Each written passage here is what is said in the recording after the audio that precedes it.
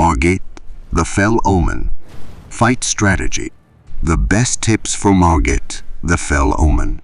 Purchase Margit's shackle from patches to bind him to the ground, temporarily stunning him. This allows you to get a few free hits. This will not work once he reaches phase 2.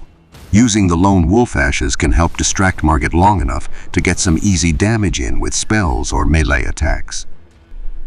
The spirit jellyfish can act as a great tanky distraction and is available if you speak to Rodrika in Stormhill.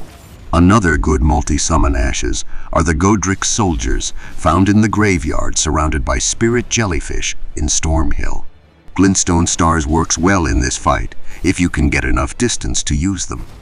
Glintstone pebble can work fine as well, as it is cheap and reliable.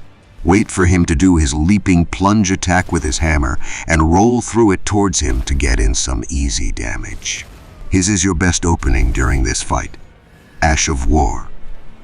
Barricade Shield can make this fight much easier for melee players because it allows them to block and attack more easily, though his spectral blades do not deal physical damage, so you still take chip damage.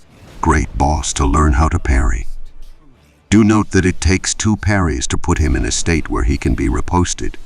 The majority of his staff attacks are parryable, but his magic weapon attacks are not. This simplifies the fight a lot, as most of his attack sequences open with the staff. Melee strategy. This is an exceptionally difficult fight for melee users because Margit is extremely aggressive and has somewhat long combos with large windups, making it difficult to block the whole chain of attacks.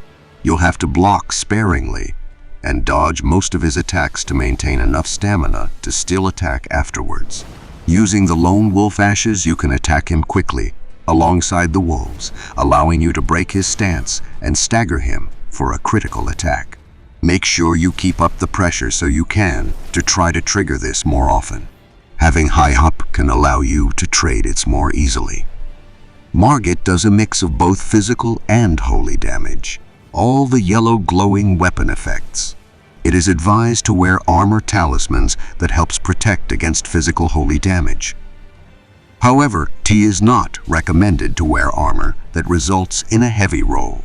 Bait his attacks and wait until you are sure he has stopped swinging before attacking, because he can extend certain combos into longer variants if he thinks he can hit you. You'll likely guess wrong a few times and trade damage, but that's okay. Look for his leaping hammer attack and roll through it towards him, and get in a shot or two while he's still in the landing animation. Don't be greedy on this boss. You can rarely attack more than once without trading damage, and you can't do that every time or you will run out of healing. Consider slotting Ash of War. Bloody Slash, as it comes out rather quick, is long-ranged and can be great as a burst damage option, though keep in mind that it does take away some health as compensation. You should already have this Ash after following through with Kenneth Haight's questline.